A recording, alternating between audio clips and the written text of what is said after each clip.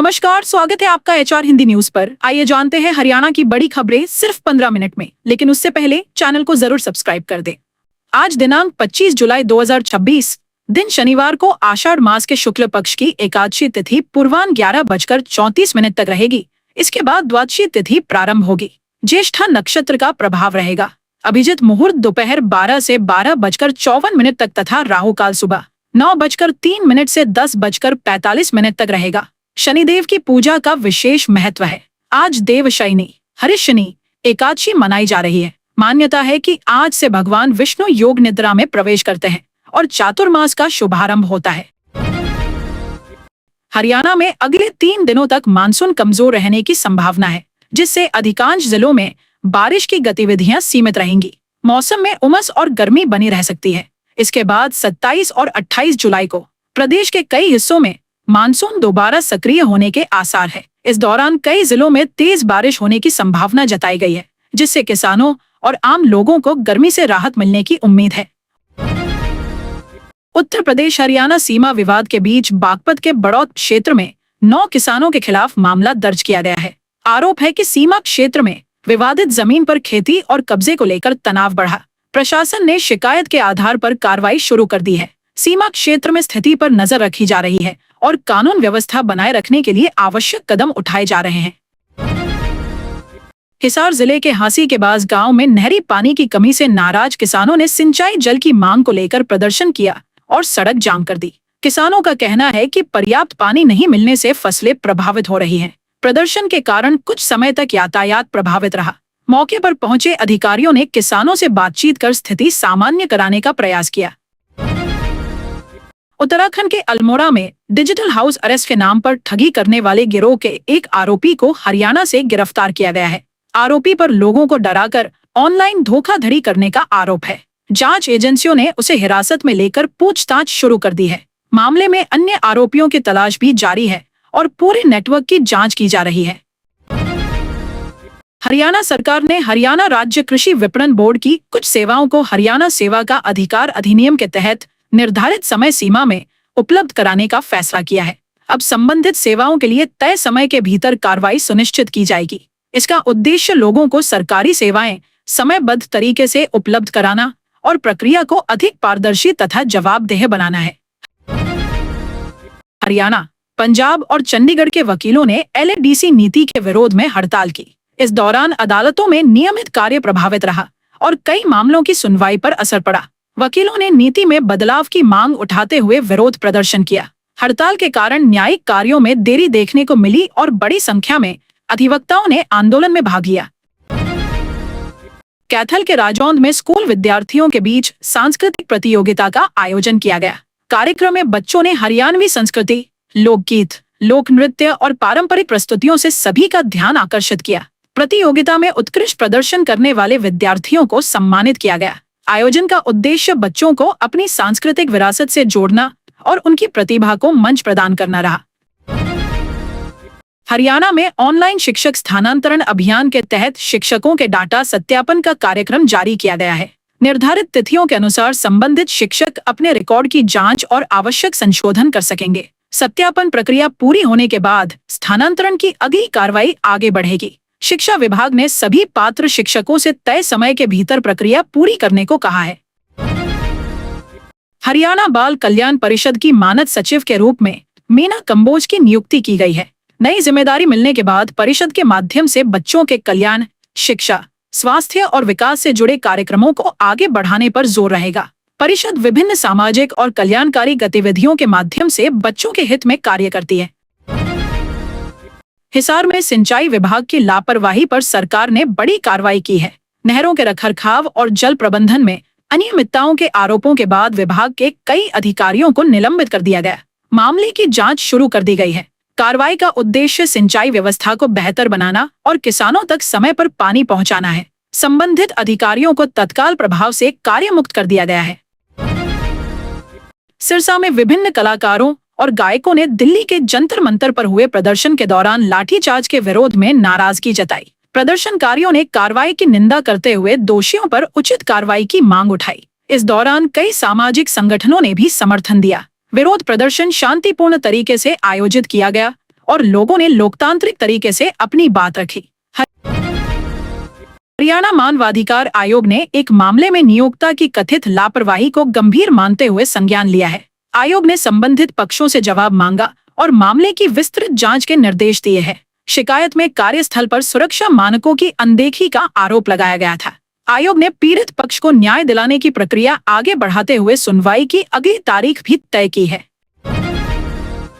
रोहतक में कांग्रेस नेताओं और कार्यकर्ताओं ने नीट परीक्षा विवाद को लेकर केंद्रीय शिक्षा मंत्री धर्मेंद्र प्रधान के इस्तीफे की मांग करते हुए प्रदर्शन किया। प्रदर्शन के दौरान सरकार के खिलाफ नारेबाजी की गई और परीक्षा प्रणाली की पारदर्शिता पर सवाल उठाए गए। प्रदर्शनकारियों ने निष्पक्ष जांच और जिम्मेदार लोगों पर कार्रवाई की मांग करते हुए अपना विरोध दर्ज कराया। गौर ब्राह्मण सभा की बैठक में संगठन की गतिविधियों, आगामी कार्यक्रमों और वित्तीय रिपोर्ट पर विस्तार से चर्चा हुई। बैठक में सदस्यों ने सामाजिक और धार्मिक कार्यों को आगे बढ़ाने के लिए कई प्रस्तावों पर विचार किया। आय व्यय का ब्यौरा प्रस्तुत किया गया और संगठन को अधिक सक्रिय बनाने के लिए विभिन्न समितियों के कार्यों की भी समीक्षा की गई।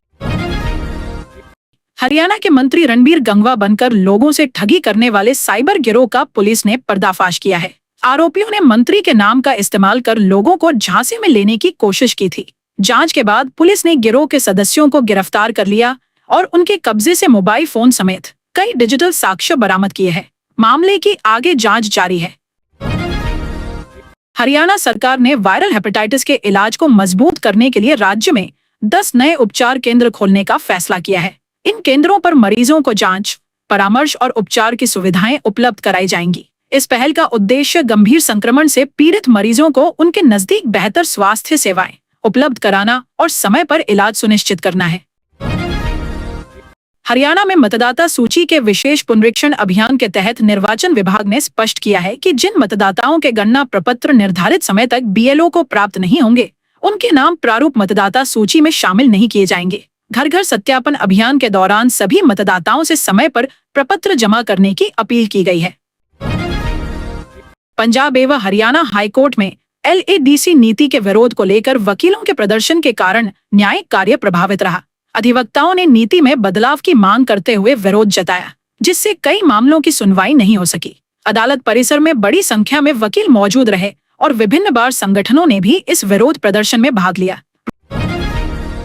रोहतक स्थित महर्षि दयानंद विश्वविद्यालय में आयोजित मेधावी छात्र सम्मान समारोह में मुख्यमंत्री नायब सिंह सैनी ने प्रदेश भर के लगभग 225 मेधावी विद्यार्थियों को सम्मानित किया। विद्यार्थियों को प्रमाण पत्र और मेडल प्रदान किए गए। समारोह में अभिभावक, शिक्षक और शिक्षा विभाग के अधिकारी भी मौजूद रहे। सम्मान मिलने के बाद विद्यार्थियों के चेहरे खुशी से खिल उठे और उन्होंने मुख्यमंत्री के साथ सेल्फी लेकर इस यादगार पल को अपने कैमरे में कैद किया। हरियाणा के सरकारी स्कूलों की प्रार्थना सभाओं में अब प्रतिदिन जय जय जय हरियाणा गीत गूंजेगा। शिक्षा विभाग ने सभी स्कूलों को इस संबंध में निर्देश जारी कर दिए हैं। नई व्यवस्था के तहत प्रार्थना सभा में विद्यार्थियों को राज्य गौरव, संस्कृति और एकता से जोड़ने के उद्देश्य से ये गीत नियमित रूप से गाया जाएगा। इसके लिए जिला स्तर पर भी आवश्यक तैयारियां शुरू कर दी गई हैं। दिल्ली की नुक्कड़ नाटक टीम कुरुक्षेत्र के पिहोवा पहुंची और स्वच्छ हरियाणा, स्वस्थ हरियाणा का संदेश दिया। कलाकारों ने सार्वजनिक स्थानों पर नाटक प्रस्तुत कर लोगों को सफाई, स्वच्छ वातावरण और स्वास्थ्य के प्रति जागरूक किया। कार्यक्रम के दौरान स्थानीय लोगों ने भी उत्साह से भाग लिया और स्वच्छता बनाए रखने का संकल्प लिया। हरियाणा उच्च शिक्षा विभाग ने सभी संस्थानों को एचआरएमएस डेटा सत्यापन प्रक्रिया समय पर पूरी करने के निर्देश दिए हैं। कर्मचारियों और अधिकारियों का रिकॉर्ड अद्यतन करने के लिए संबंधित जानकारी की जांच की जा रही है। विभाग ने स्पष्ट किया है कि सभी संस्थान निर्धारित समय सीमा के भीतर डेटा सत्यापन पूरा करें ताकि मानव संसाधन से जुड़ी जानकारी सही और अद्यतन बनी रहे। हरियाणा में 10,000 करोड़ रुपए से अधिक लागत की कई सड़क परियोजनाओं पर तेजी से काम चल रहा है। इन परियोजनाओं के पूरा होने से राज्य के विभिन्न जिलों के बीच संपर्क बेहतर होगा और आवागमन आसान बनेगा। सरकार का लक्ष्य सड़क नेटवर्क को आधुनिक बनाकर औद्योगिक, व्यावसायिक और ग्रामीण क्षेत्रों की कनेक्टिविटी को मजबूत करना है। हरियाणा में मतदाता सूची के विशेष गहन पुनरीक्षण अभियान के तहत अधिकारियों ने स्पष्ट किया है कि जिन मतदाताओं का गणना प्रपत्र निर्धारित समय तक जमा नहीं होगा, उनका नाम प्रारंभिक मतदाता सूची में शामिल नहीं किया जाएगा। बूथ स्तर के अधिकारी घर घर जाकर सत्यापन कर रहे हैं और मतदाताओं से समय पर फॉर्म जमा करने की अपील की गई है। हरियाणा सरकार ने कर्मचारियों के स्थायी पते और गृह नगर से जुड़े रिकॉर्ड को लेकर नई व्यवस्था लागू की है। कर्मचारियों को अपने सेवा अभिलेखों में दर्ज जानकारी का सत्यापन और आवश्यक अपडेट कराना होगा। विभागों को निर्देश दिए गए हैं कि रिकॉर्ड सही रखा जाए ताकि भविष्य में प्रशासनिक और सेवा संबंधी प्रक्रियाओं में किसी प्रकार की परेशानी न आए। हरियाणा पुलिस अकादमी मधुबन में व्यापक पौधारोपण अभियान चलाया गया। इस दौरान अकादमी परिसर में बड़ी संख्या में पौधे लगाए गए। अभियान में वरिष्ठ अधिकारियों सहित पुलिस कर्मियों ने भाग लेकर पर्यावरण संरक्षण का संदेश दिया। कार्यक्रम का उद्देश्य हरित क्षेत्र बढ़ाना, पर्यावरण संतुलन मजबूत करना और लोगों को अधिक से अधिक पौधे लगाने के लिए प्रेरित करना था। नीट यूजी पेपर लीक मामले को लेकर देश भर में छात्रों का विरोध लगातार तेज हो रहा है। पटना समेत कई शहरों में छात्रों, वकीलों और विभिन्न संगठनों ने प्रदर्शन किया। प्रदर्शन के दौरान पुलिस कार्रवाई को लेकर विवाद भी बढ़ा है। इस बीच सुप्रीम कोर्ट ने पुलिस कार्रवाई से जुड़े आरोपों पर दायर याचिकाओं की सुनवाई के लिए 27 जुलाई की तारीख तय की है।